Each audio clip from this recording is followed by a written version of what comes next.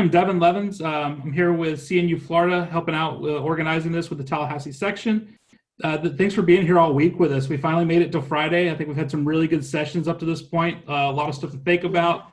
I know I've talked offline with multiple people about some of the discussions we've had, and it's just been really interesting. And hopefully we get some more of that this afternoon. We got Elizabeth Emmanuel here with us. Elizabeth, our director, CEO for our Downtown Improvement Authority. She's been there just over a year. Correct, Elizabeth? Mm-hmm. Elizabeth and I met probably back in 2016. She actually helped me with a community project I was working on. We've sat on a couple boards together, and I know that she and I like to really just take opportunities where we can to try to make Tallahassee a better place that everybody we know wants to live in. And I think she's got some good things to tell us about that today. So with that, Elizabeth, I'll hand it over to you. Great. Thank you so much, Devin. This has been a really incredible conference. I'm really appreciative just of the opportunity to sit in and listen to the incredible wealth of knowledge that everyone has brought here. It actually makes this a little more nerve-wracking to present. So I'll just go ahead and put that out there. I'm nervous. That's why I appreciate when you all turn your cameras on. It makes me feel more at home in this weird new normal. Thanks, Max. So feel free to turn your cameras on. Feel free to unmute your microphones. You will more than likely hear screaming on my end. I have an infant child that my husband is taking care of right now. And actually, you know, the weird things that happen is all part of the game. So if you open up your chat boxes, you'll find a Google Drive file from Artie. It's a Zoom bingo, because one thing that I like to do is make everything a game. So I think it's always better when it's a drinking game. And since it's 3 o'clock on a Friday, I hope that you all crack open a beer, get a bourbon, you know, whatever you're into. I encourage you, with the rules of this game, to either drink or check off a box every time you hear someone say the word pivot, or every time a dog barks. I think that in this Zoom world, we've really come to a lot of weird camera angles where you might see like the Jabba, multiple chins, or weird nose angle from some of the participants. So every time that happens, feel free to take a drink or check the box. You know, all these Zoom backgrounds, the little green screens, take a drink for every one of those. It's also fine, because we are in a pandemic, if what you're drinking is water, just to hydrate yourself. I know as a society, we don't drink enough water. So, those are my rules. And I got to tell you, the folks at CNU are super awesome. So there's prizes. So the first person to yell bingo, legitimately, gets a prize. Conversely, if no one chooses to play and someone just drinks a drink and wants to yell bingo, there might be a prize for you too. I don't know. We'll see what happens. It's a Friday. We've all been doing this all week. So thank you so much, people who are turning on their cameras and playing along. I'm going to share my screen because I love a picture.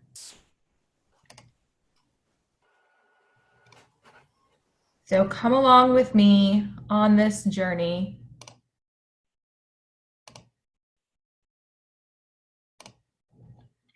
Here we are. We're all here together. So I am also a planner. I am not a planner in urban design. I'm a funeral planner by trade. I went to mortuary school, and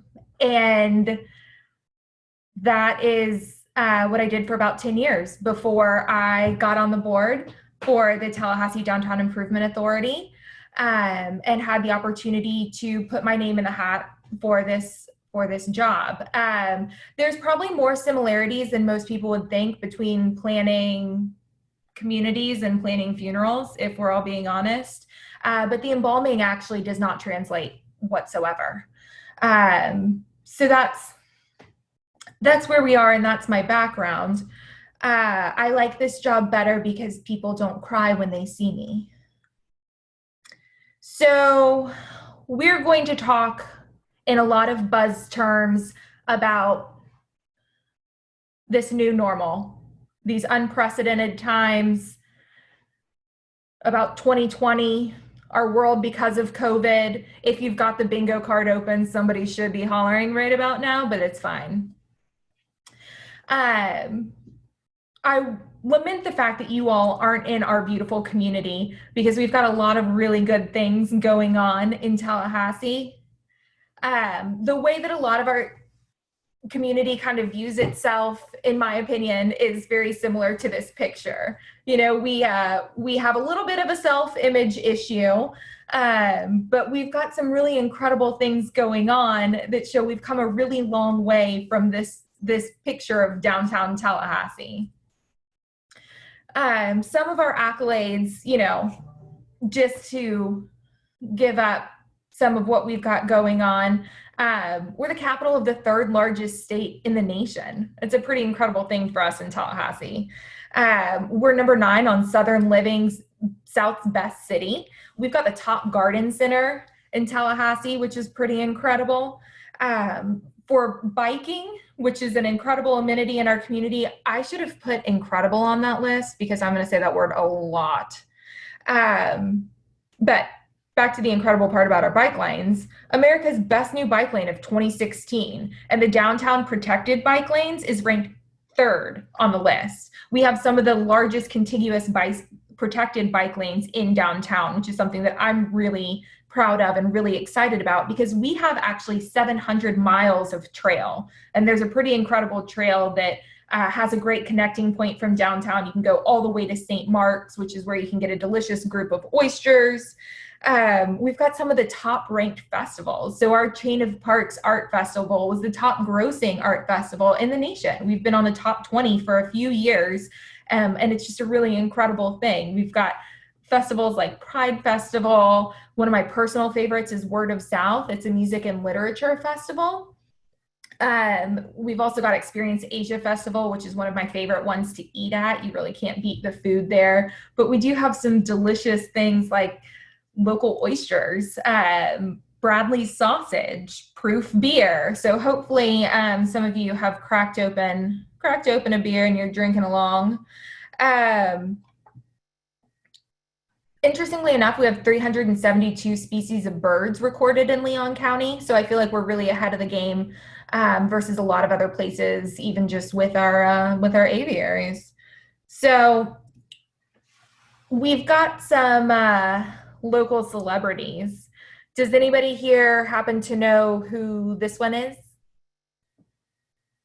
Anybody? Hero. Yes. That is Fahid Rashim, better known as T-Pain. He is born and raised in Tallahassee. We also have a few other local celebrities. George Clinton, who wisely said, "Stay funky at home." Tony Hale, Wally Amos, who hails from a downtown neighborhood, Smoky Hollow. He's written 9 books in addition to creating Famous Amos cookies and now pivoting to muffins. So he's quite a motivational man. There's also this gentleman here. His name is John Wiggins. In 1991, he actually accidentally spilled honey on his Popeyes chicken and created honey fried chicken. And since then, it's been one of the reasons, in my opinion, that FSU has had one of the top recruiting classes. His honey chicken is a staple among FSU. So who are we as a downtown, and what does this have to do with all of you? I was really hoping that instead of giving examples of sidewalk widths, which has been very informative from all of the other panels, I could walk you through what we do with some of those sidewalks in downtown and how we utilize our incredible infrastructure to build community and to bring people into downtown to support our businesses, how the things that the urbanists and the planners create can be utilized by people in the community and different organizations.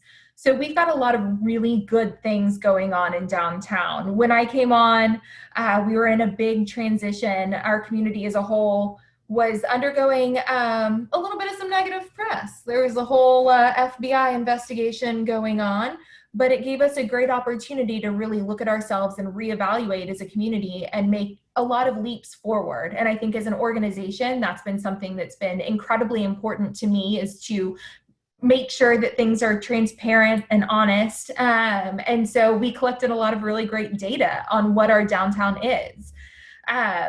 You all can read, I'm fairly certain, I don't mean to make assumptions, but you're all very intelligent people. So we'll move along to some of our signature events.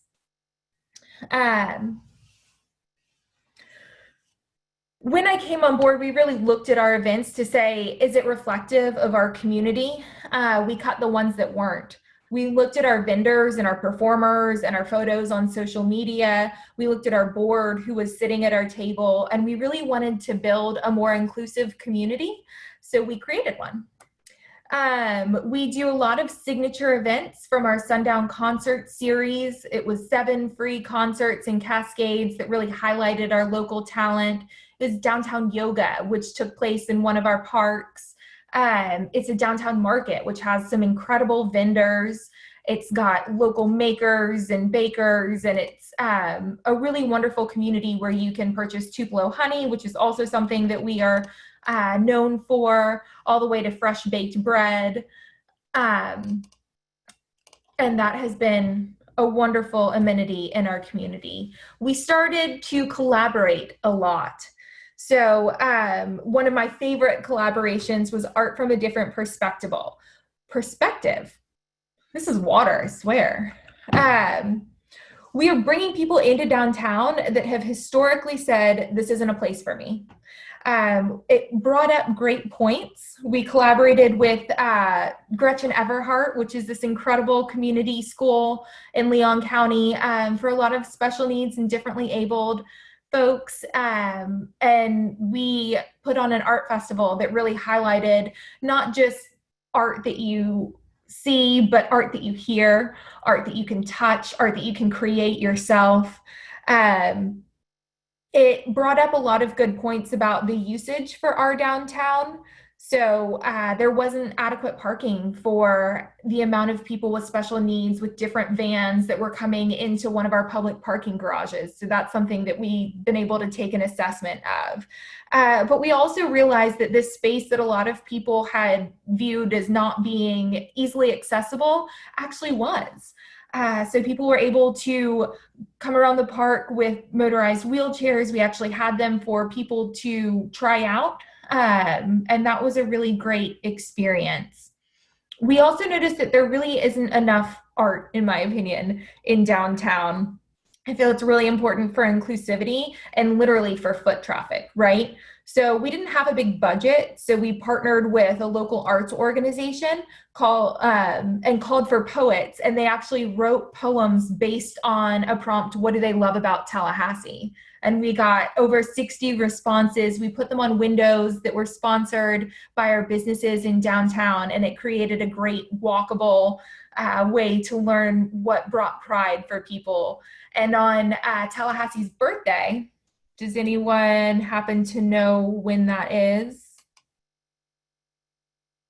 It's a lot of blank stares from the people with cameras on. March 6th. It's actually March 4th, but very close. Thanks for trying. 1824, for those of you that were wondering. And we held a party in City Hall for the poets and for different artists, and they all came together and read, and it was just a great way to actually celebrate our community. I'm like second guessing myself. I'm 63% certain it's March 4th. I said that with such conviction, though, that we're just going to go with it, and if it's not, we've got a lot to change. So the Downtown Improvement Authority also does a lot of aesthetic improvements. That's really one of our goals, is to increase that curb appeal. So we have volunteers that come in and host cleanups. We do some pressure washing, and we mitigate alleyway conflicts. Some of my favorite community building is pulling angry people into a alleyway and really getting at the details of what sewage is causing issues. There's nothing that builds people together like that. We also do some graffiti abatement. So we partner with local groups that help encourage the next leaders to be a part of improving their community. We've got some great nonprofit partners. This is one of my favorite days. We worked with Oasis Center for Women and Girls, which is a great downtown nonprofit. And they came out and they were actually a part of the change. So we also fundraise. It's important to me that we not just fundraise for our organization, but we give other nonprofits in our community a platform to raise money for themselves. So we work a lot with organizations like Second Harvest of the Big Bend, which is part of America's Food Network. They do a turkey drive every year in downtown. When we have sponsors like Alsco, they're a great linen company, we invite them to do more than just giving us money. We want their time. So for our Sundown Concert Series, they brought towels in to this great splash pad that is one of the coolest things at Cascades Park. And that way kids that ran through the splash pad had a towel, because a lot of times the kids don't anticipate having that splash pad and running through, and they go home wet or they sit at our concerts wet. And this was a great way to involve our sponsors. We've been working at branding ourselves. One of the things I'm most excited about moving forward is a new t-shirt and sticker and mural design, because that's one of the ways that we've been able to tell our story a little better. We've taken a quote that one of our founders of Tallahassee created, John Lee Williams, a Pensacolian, when he came with the 2 men on horseback and found Tallahassee as the capital. He was kind of like the original hype man for Tallahassee. He said a more beautiful land could scarcely be imagined, and that Tallahassee was high rolling and well watered. And I think that sums us up for a lot of reasons. So we're really excited to unveil the next set of branding. One of the most important things, and something that's really relevant to a lot of you all, is the events that we've done to FutureCast. So we have an incredible mayor in Tallahassee. He's actually an economist, and he's got a planning degree. And he worked with AIA to bring in a bunch of architects into downtown, and he gave them all projects. So we took different streets and said, imagine that there's no limits. What would you picture for our downtown? How would you vision this? And they worked in small groups. Some of them have continued to meet. And they've created really cool concepts for downtown. Pretty similar stuff in some regards to the Unvacant Lot competition, which I hear featured a great downtown spot, the McCrory's pharmacy, that was reimagined last night. So this was one of the ways that they've done the same thing. In Tallahassee, we're a big town and gown community, so talent pipeline is really important to us. But in order to really retain the type of talent that we seek, we've got to engage them. So we've been able to hold some different types of charrettes to engage young professionals and say, what do you want to see downtown? A lot of what they said was very in line with new urbanism. You know, it's green spaces, it's sustainability, it's pedestrian activity, it's closing those streets down so that people can walk around to the things that we have existing in downtown and you don't rely on a car for it. It's affordable housing, and it's lessening the barriers to be able to live in these walkable communities. It's street art, it's murals. So I think that there's a lot of great things that we've learned by asking people what they want to see in our community. We also, I wish that I'd put Victor Dover's name on that Zoom game, because I think I've heard his name more than just about anyone else in this conference, which is awesome, because we also hosted Victor Dover. And we got him to talk about some of his best practices for communities, and we got a ton of people to come out. We worked in partnership with our other groups in the community, not just the Downtown Improvement Authority, but CNU and Artie, Devin. Who were some of the other people that were involved? because this is like just hearing myself talk. You had Rick Hall. Rick Hall has helped out a lot with that. I know, Rick Hall is wonderful. What were some of the other groups, just to shout out the great groups that we have in Tallahassee? The chamber, I believe, helped out. Indeed. Cool, thanks. You're putting me on the spot, Elizabeth. There were so many people involved in that. I know, but it was a great collaboration. And it was one of the most talked about events that we've heard people come back and say, you know, we really need to think about wider sidewalks and what kind of trees are we using. And one of my big wins was we got a vending machine in a downtown building because Victor Dover said, you know, if you want to see retail in a community, start with a vending machine. And that sparked a building owner to say, we've got to have vending machines. And actually, one of the cool things that we've been able to grow into a concept of is a vending machine that is locally sourced and uses technology out of California and provides healthy food. So now that'll be the next vending machine that goes into there. And we're working with this incredible NWSBE firm that's created this concept and is launching in downtown first. So it starts with one building getting a vending machine, and then it moves to 5 buildings getting small, fresh, mini food markets. And I'm really excited to see what the next step could be. So we were on a really great track, and then shift happened. There was COVID, and a safer at home issue was ordered for our community. I'm sorry, didn't turn my ringer off.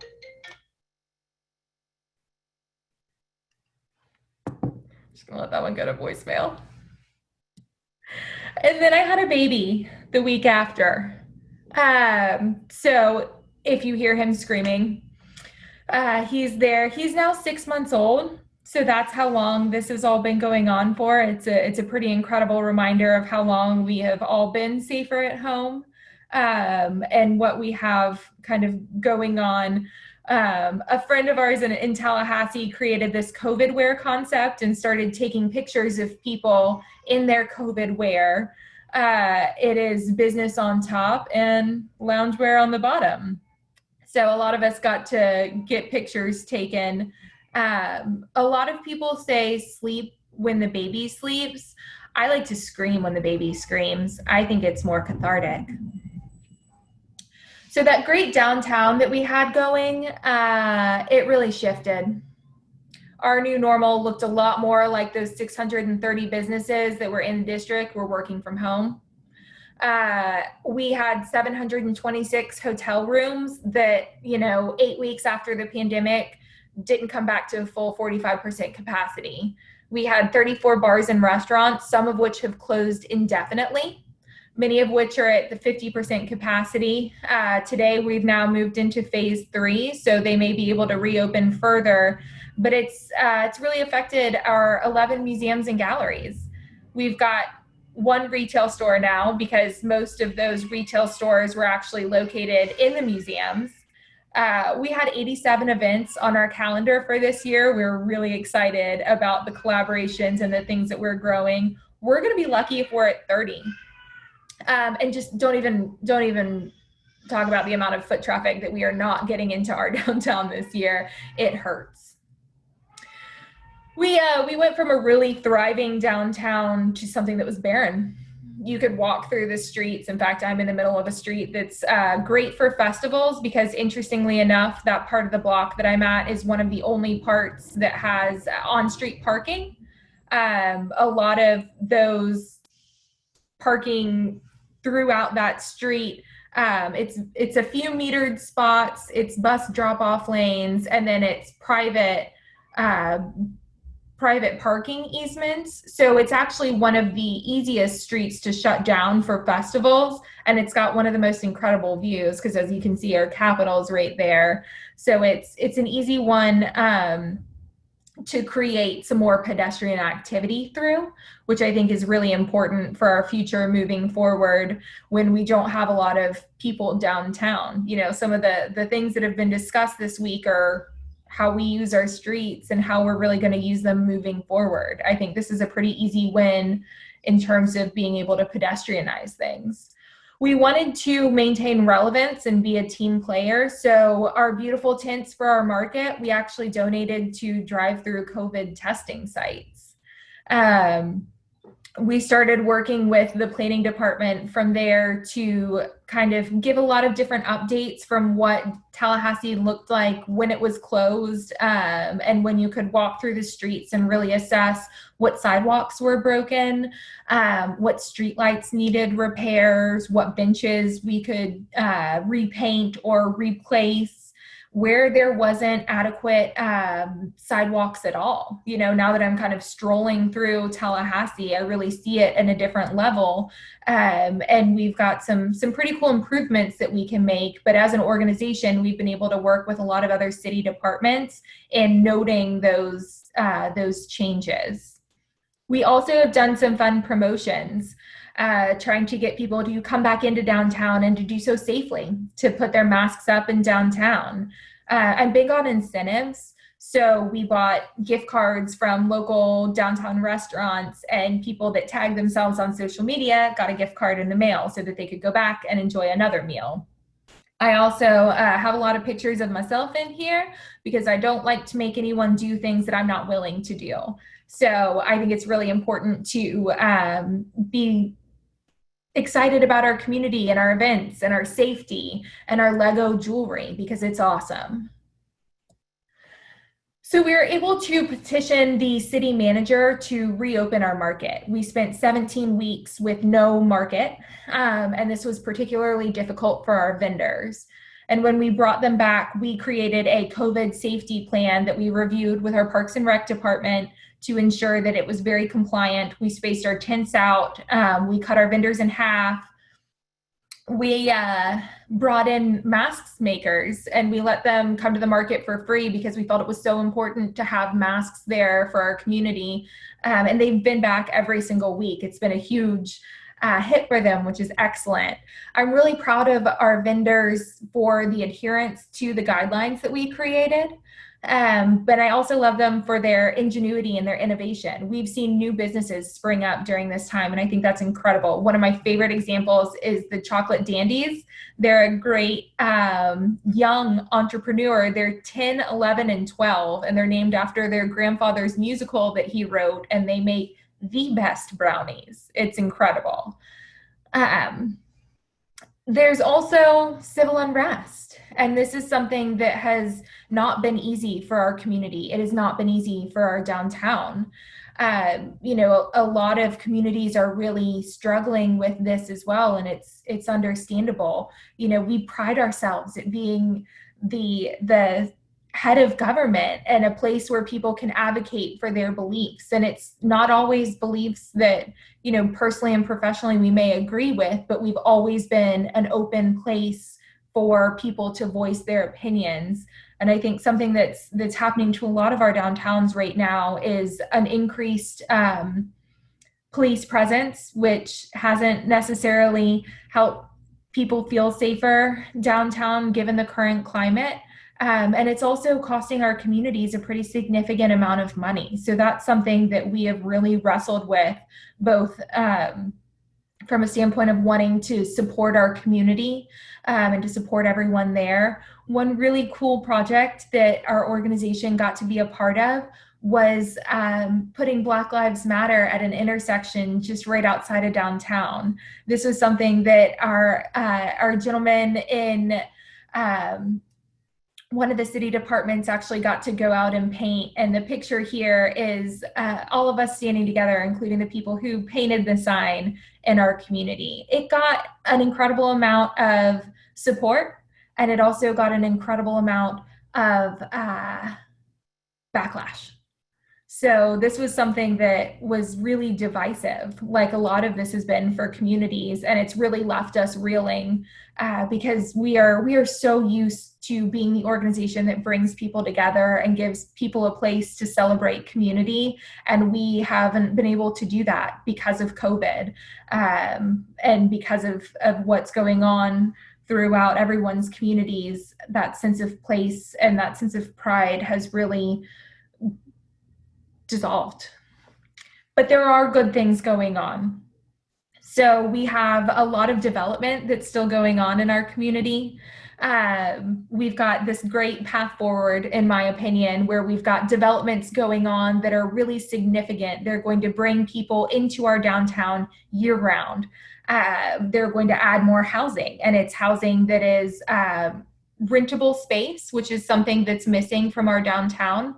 It's supposed to be at market rate, which I think is going to be a good thing for our community. And the amount of investment that is going into this is incredible. It's a $300 million project, and it's going to create more than 2,200 jobs for our community. So that's wrapping up its first phase of development. It's radically shifted the look of Cascades Park. I invite you all, when you come back to Tallahassee next time, to take a look at it. But we've also seen projects stop. And I think it's interesting to kind of look at what projects have continued and what projects have stagnated. We had another project going on, Washington Square. I think one way that the Cascades Park was able to really carry through was strong relationships with a lot of the different city departments. They had really great working relationships very early on, and they were really community minded. So they did a lot of focus groups with different community members. They created a historical working group to commemorate some of the really important civil rights events that happened in our community. And they have continued to just kind of shift and pivot in what they're doing. They were one of the first people to come out with a really impressive COVID workforce safety plan. They hired a nurse to take the temperature of every construction worker every morning because they weren't sure what was going to happen for lunch. They had local catering companies that brought lunch to their staff every day so that people didn't have to further leave, which really made a difference to our downtown businesses that depended on those catering contracts and saw those vanish. So it really supported our community in a number of ways, and it's been really impressive to watch the Cascades Park group work. We have had some other fun things going on, like just this week, KCCI, which is a great Knight Foundation community within Tallahassee.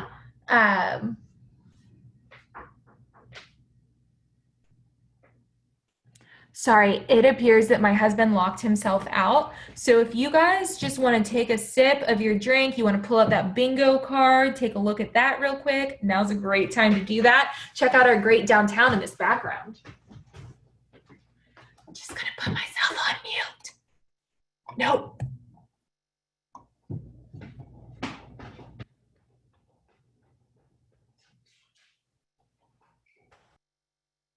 How's everyone's Friday? Wonderful. This is what I love about Elizabeth. Elizabeth gives you exactly who she is, and it's so fun to work with her because it's like this all the time. She's awesome for our downtown.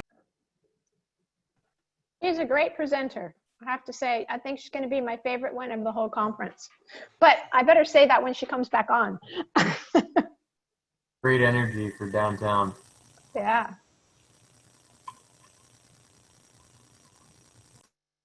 Unmute. You're muted. Unmute. That's a bingo box.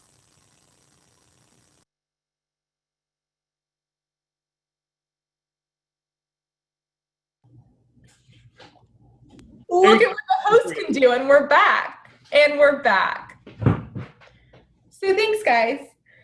For those of you playing along, I think you could have gotten some points there. There is going to be a child that enters the phrase, so somebody's got to be close to bingo.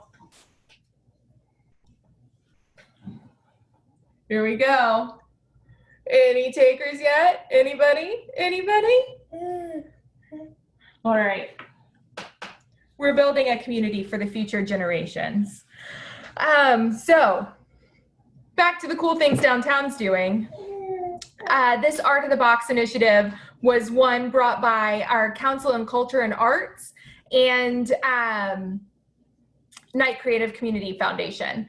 So I know a lot of you have some really impressive wrapped utility boxes. In fact, the presentation from West Palm Beach on Clematis Street, I've got pictures in my phone that I creepily take every time I travel to places like that of how beautifully wrapped their boxes are. So I was really excited when this project came to fruition because it creates a great canvas from our infrastructure and turns something mundane into something that hopefully keeps people engaged and walking. The artist for this box, Christopher Barnhart, is just an extraordinary gentleman. He literally hugged the box when he saw his artwork on there. And I think when you give that platform to the talent that's in our community to be a part of something beautiful and something that keeps people walking, it's a really remarkable thing. So there's actually going to be 14 of these boxes, and we're going to be partnering with them to create more throughout this street and downtown, because affordable art that is innovative is a really great way to create community. So all of our events were canceled, like we talked about, and we were able to pivot. You don't have a lot of drinks in your hand, so I'll drink for you. There we go. Thank you, Matthew. We pivoted. And we created new events that we saw other communities doing. So we will have a drive-in movie at our Civic Center, our convention center within downtown. It's got a parking lot that fits 500, so we got a 40-foot screen that we will be placing there on the steps walking up. And the important thing to us is that it was a free event. We want to ensure that all members of our community have access to what we're doing. I know that a car can be limiting, but it is a way to keep people inside their vehicles and safe.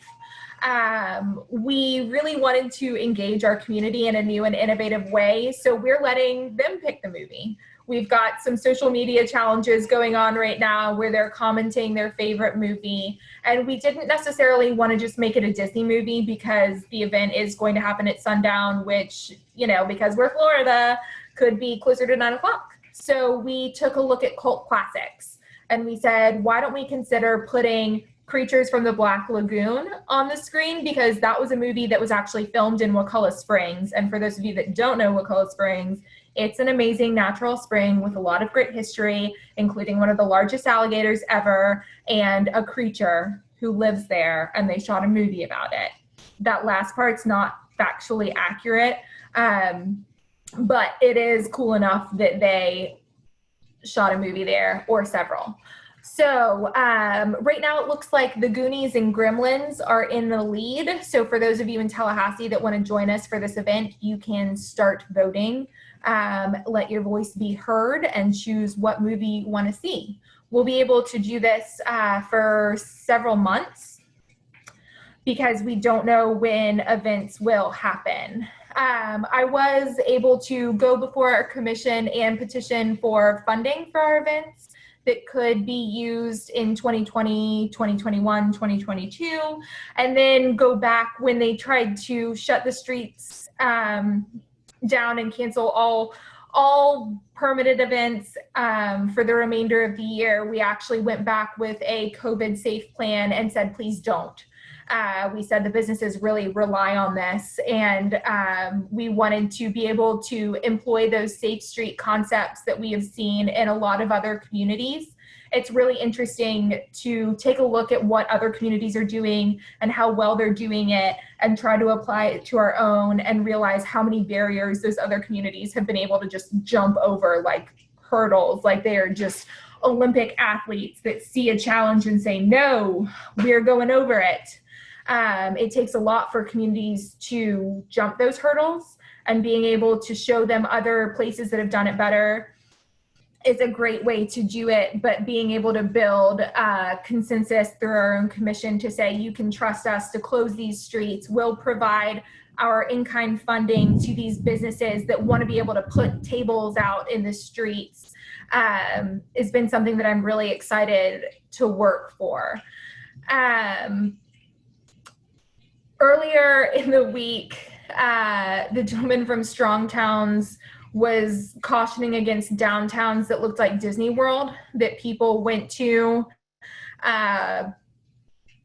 because they were destinations. And I think that we've got Epcot. I don't think that we're Disney World. I think we're Epcot. I think that you can drink around us.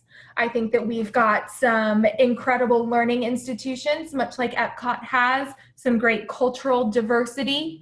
One of my favorite rides at Epcot is Soarin', but that didn't really fit with this presentation, so I went with Tomorrowland.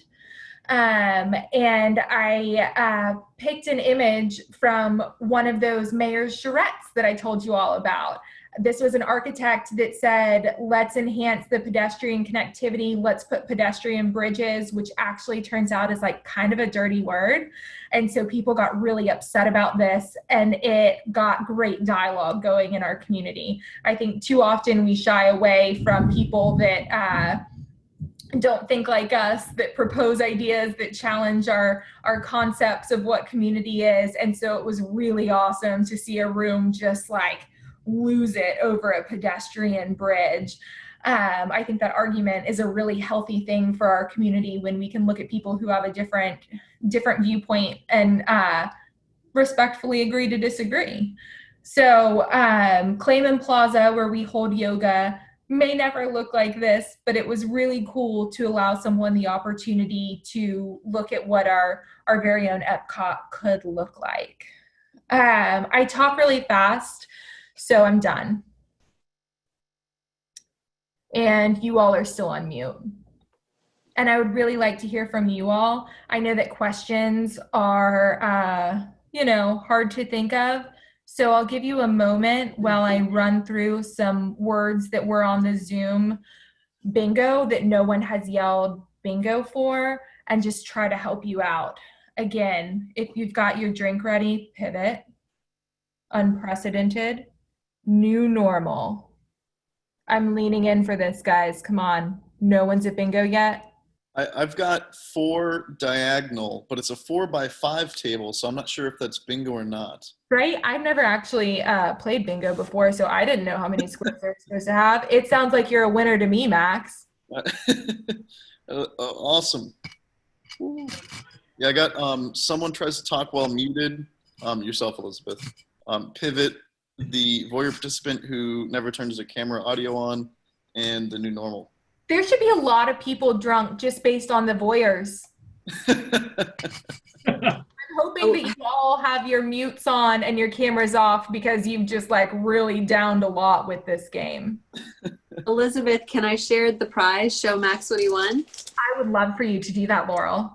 Max, you won a prize pack from our friends at Visit Tallahassee, and it features a lot of local spaces and vendors and a lot of merch featuring the TLH logo. But also there's like Lucky Goat Coffee, a mug with the name of our local parks in downtown and throughout Leon County, and other cool swag for you. So I'll make sure to get this to you. Thank you so much. That's awesome. Thank you for playing, Max. You bet. I really enjoyed the presentation. I had a quick question on what it was like to navigate the Black Lives Matter protests over this summer, and the decision to paint the intersection, knowing I'm sure that would garner a lot of pushback. What was that process like, and decision process like, and what was the conversation afterwards like? So part of what our role was with that whole thing was really putting the ball in motion. I was having a conversation with one of our great and talented minority chambers of commerce presidents, Katrina Tuggerson, and we said, we have got to do something. We are hurting as a community. For those of you that haven't seen things that happen, oh, look, there's the full group. Hello. So many of you have your cameras off. But what we acknowledge, oh, there they go. Hello, Hannah. What we acknowledge, Jeanette, great to see you, was that, there was a lot of people in our community that were hurting. And that is such a tough thing to deal with. And we wanted to do something that let people in our community know that we truly valued them. So we ran through a lot of different ideas, and the commission ultimately landed on that one. and it was placed very quickly in that intersection. I think it was an interesting pick for an intersection because it's very close to a railroad. Those have historically been divisive. The beautiful thing was that it's also very close to the #1 HBCU in the country, FAMU. And so it gave a lot of good visibility for people in our community to know that city leadership values all parts of our community, specifically the Black parts, which I think are very important to acknowledge right now. It is not meant to be a political statement. People have taken that and attached different meaning to it, and that was part of where the backlash really happened, was people attaching a political agenda to something that was meant to be a supportive statement. So it was really difficult to watch the comments. You know, everyone says don't read the comments, but when you manage social media, you're required to. So that was something that really highlighted how far we have to go as a community, because I think you can't just put a statement like that on a street. You have to continue to build consensus within the community. And I've been really proud of our city leadership for their continued commitment to advocating for a lot of causes that help unify our community, and really being listeners and being attentive to what the community is saying. But I think it's a good step forward. And I'm really excited to continue to see our community work towards substantive change. So I have a question kind of based on that too. I personally really love that you all did that. I think it was a really, really great support to the community. I've noticed though already that it's obviously traffic goes on it and it gets really dirty. Will that be repainted and something that actually continues to stay there to show that like we're not just forgetting about it? And then also, is there any thoughts or any kind of projects planned to do additional pedestrian street art to like show like pedestrian crosswalks in a really cool way, to have art on the ground, things like that? Yeah, I imagine those folks over in planning are like kind of sweating at this, right? I think one of the incredible things, because Devin's here for it. One of the incredible things that this piece of artwork showed was the possibility and the potential to really do some cool things with our streets. I think we've seen a lot of really great examples in other communities. Miami has done it, where they've painted beautiful things on the street. And it doesn't have to be statements like that. It could show alternative uses to those protected bike lanes and micro-modal districts and all those planning terms that I don't really know, but I do know that you can creatively show people how to use streets differently, and putting art in an intersection is a great first step. I do hope that it is maintained. I lament the tire tread marks that have gone on there. So I'm with you, Hannah. I hope that it is repainted and freshened up from time to time. We've gotten some really cool groups who have reached out to us to say that they want to do performances at that intersection. And so I think it'll be really cool to see what kind of uses and performances that we can have at an intersection in a busy exchange to show like we can use streets differently. I like that idea. Probably wouldn't recommend it during the day when it's busy. Some people will die. Right. But or like close the street, right? I don't advocate people to just run out and do performances. I think safely, I want to be on the record to say that, like, use your street safely. I'm kind of hoping that one of the impacts of COVID is that we become more flexible and willing to close streets to open them up to other uses. So permitting something like that during the day is actually feasible, a different use. I did have a question for you, Elizabeth, unrelated to that, if we don't mind changing topics.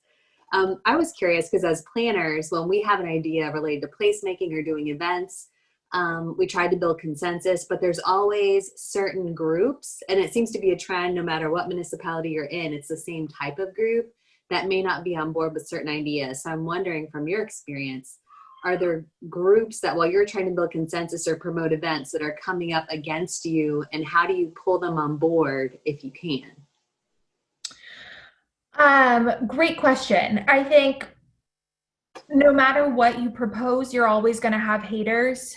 And if if they hate, then let them hate and watch the money pile up is one way that I do that. I also like to employ the wise words of a famous artist who said, shake it off, because those haters are going to hate, hate, hate, hate, hate.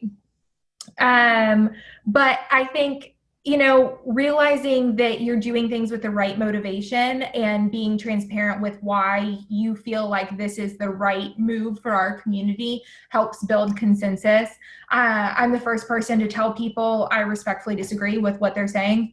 And I think, being able to have those kind of frank conversations with the people that don't agree with what you're doing is a great way to still keep people engaged in the process. If we are creating things in our community and everyone agrees with us, we're doing it wrong. So I think you've got to have those people that say, I don't want this, or I want this differently, or I have this idea and I think it should be this, because I think that means that we're really working in the right direction. Elizabeth, this is Deborah Hempel. I wanted to tell you, this is my favorite presentation of the entire conference. You did a fantastic job while you were letting your husband in the house. I told everybody else on the webinar already, but I wanted to tell you personally, I love it. You're a great speaker and you did an awesome job. Thank you. Thank you. That's really kind. I really appreciate that. Thank you for turning your camera on and talking to me. Sure. Absolutely. Such strange times when we don't have that community in front of us to be able to engage with. So I really appreciate your kind words. I very much enjoyed it. Thank you. I actually do have a question too. I'm very interested in the poems on the panes. Yes. So that was super cool. And I'm thinking of 1,000 ways it could be used. And I'm curious how you displayed them. It looked like they maybe were like a stick type thing that you stuck on a window of a storefront or something like that. Is that right? Yeah, they were removable clings, which was the cool thing, because then it didn't affect the windows in a negative way. It was a temporary thing. We could move them around. We got so many submissions that it was incredible. And it was really great to get the businesses involved in sponsoring the windows. When we do this again, and I really hope that we do, and I encourage everyone to do things like this, where you get poets who are often kind of not highlighted in significantly enough based on their talents and communities to come together. We do it bigger. Yeah. Like really blow those suckers up and put words on the window in a big way. It's a really cool concept. Thanks for sharing it. I have a quick question for you.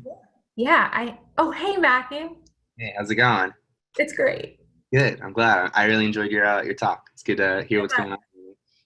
So yeah, in running my blog about development, I think about downtown a lot. And there are some things that are only really doable, not by the action of the DIA, but by the city itself, through our elected officials and staff. That's like big picture stuff, like altering our zoning, for example, in San Francisco, some areas of their downtown, they barred the first floor of office buildings from being used for offices to try to promote retail and restaurant use. Mm-hmm. Or big infrastructure stuff, like reverting one-way roads into more pedestrian friendly two-way, more walkable roads. So do you think there's room for the Downtown Improvement Authority? Did my thing can you still hear me? Yeah, we're good. We're going. Don't stop. Come on. Do you think there's room for the Downtown Improvement Authority to just act as a stronger voice in our city's actual public policy related to revitalizing our downtown, Absolutely. Of course I like to think that, yes. Cool, we are going to do that and make substantive changes. But I think one of the great things that we have is a wealth of talent on our board. So people like Devin, who are really creative thinkers, who are innovators, who are consensus builders, and who have those relationships within City Hall to help us get things done.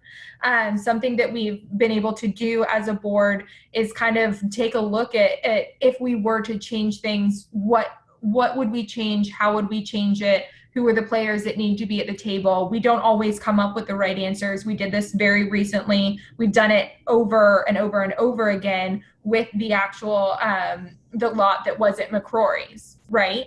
So the difficult thing is that these are not overnight changes. They're going to take, in some cases, decades. And so is our community willing to be patient with us while we work towards change? Because it's hopefully going to come, but it's going to take time to do it. And I think that's something that I find myself a little frustrated with, because I like to move quickly.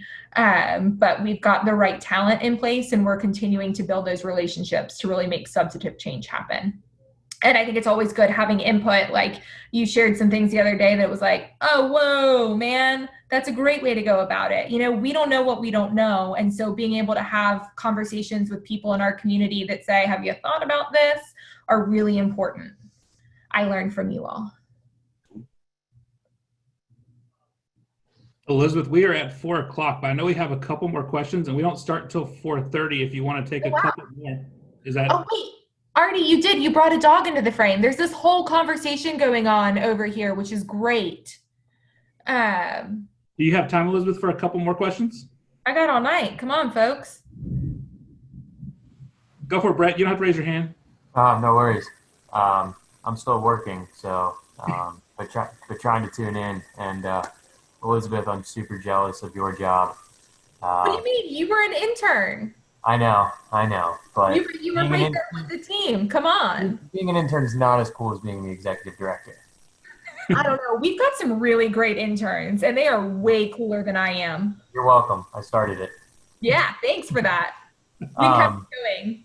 Yeah. They've gotten better. I'm sorry. What'd you say? They've gotten better, the interns over the years. No, I'm kidding, Brett. I got to say, you're doing a great job. Thank you. You know, I know that there was some rocky times there before you got there, and I don't want to bring it all up, but you know, just kind of want to, you know, see what some of those challenges were. You know, not every day does a city that you love or you've worked for or lived in for so many years go through an FBI investigation like the city of Tallahassee. And I think that the momentum, at least from the downtown perspective, has shifted away from that. And I think you guys have done a great job to not focus on that and to continue the great work that's going on there and to bring back the vibrancy that is downtown. You know, even with another huge curveball that was thrown in with COVID and all that. But, you know, what were some of those challenges that you had, you know, with that investigation looming over as a newly selected executive director from someone who was part of that, and to ensure that, you know, you're keeping your name clear, which I know you are, and the DIA, and it wasn't really the DIA, I think it was more a personal, you know, level there. So what were some of those challenges that you've had to overcome and that have, you know, lessons that you've learned from something like that? So, you know, frankly, we still haven't overcome it. We are still in it. That trial has not come to the courts yet. In fact, it's my understanding that we're probably going to see it in the headlines again in the next few weeks, because I think it is actually finally going to trial. So this is a black cloud that's been hanging over our community, and it's really unfortunate. It has put a damper on our sense of pride as a community. It has really lessened a lot of the trust in elected officials. A lot of the officials that were indicted in that are no longer in their seats. And so that's one way that things have shifted, but it's also something that we have to work towards because, like you mentioned, and I appreciate you knowing that, the person that was indicted was the former executive director in my position. And so every time there's a headline, it says the Downtown Improvement Authority, and it doesn't matter that it doesn't have anything to do with the Downtown Improvement Authority. It really ruffles our Google search results. So trying to stay ahead of that and trying to bring good, positive change in the community and say, hey, we're not that, we are different, we are good, we are trustworthy, I think is really important. You know, there were a lot of people that would not support our organization. There were a lot of people that wouldn't return my phone calls. Didn't matter that I was like, not that person. It's still something that tarnishes communities, and it's really hard to overcome. I'm really grateful for the people that do trust our organization, that do realize that we do good work and that we're here to support businesses, but it's put a damper on development, in my opinion, because it's made it even more of a dirty word, just based on some of the circumstances. And I think that that's really unfortunate for our community, because we have a lot of projects that are really good and need to continue. So it's ongoing. That was my next question is has this hampered some of the development, potential for downtown? I know when I was there was a lot of talk about the Arena District. Yeah. Not sure what's going on with that. A lot of talk about Governor's Walk, Adams Street north of Tennessee, which I think is a fantastic project for their gas lamps, and really just tie that in and all that there. But no, I love following all the great things that you're doing there, and looking forward to being able to come back soon. I am a stakeholder downtown. I own a condo in Plaza Tower, so. Hey, neighbor. Hey, you live there too? Yeah. Oh, cool. I'm on the 11th floor, so if I come back and the 11th floor gets a little loud, it's not my fault. We're on the 5th, so throw some things down onto our balcony. We'll toss them back up. Will do. Perfect. So, yeah, we appreciate that. Thank you for your continued commitment to downtown. Very impressive from an intern. See, this is why you get them early. Right. Yeah. Yeah, no, I might have had a little inside information, but I won't confirm nor deny that. Just kidding. Kidding. We're working on the positive here, Brett. I'm kidding. But no, keep up the great work. I love following what you guys are doing, and looking forward to coming back to downtown. Thanks. We can't wait to have you. Thanks. Having worked with Elizabeth, like one of the things that she doesn't do very well is brag about herself. And I think she's very humble with what she's talked about, even with how she just answered Brett's question. She came into a situation that most people would have struggled to do anything with, and she's completely turned our organization around within 12 months. And we thought it was going to take a lot longer than that. So I commend her for everything that she's done for us with the DIA, getting the DIA back on track and moving it forward, and actually getting people to believe in the DIA in downtown again, because there was a lot of that wasn't happening. And you're very progressive, Elizabeth. The ideas you put out, you have a board. Sometimes you wonder if they're going to support you or not, but you're never afraid to put it on the table. And I think that's what you kind of showed everybody here today as well.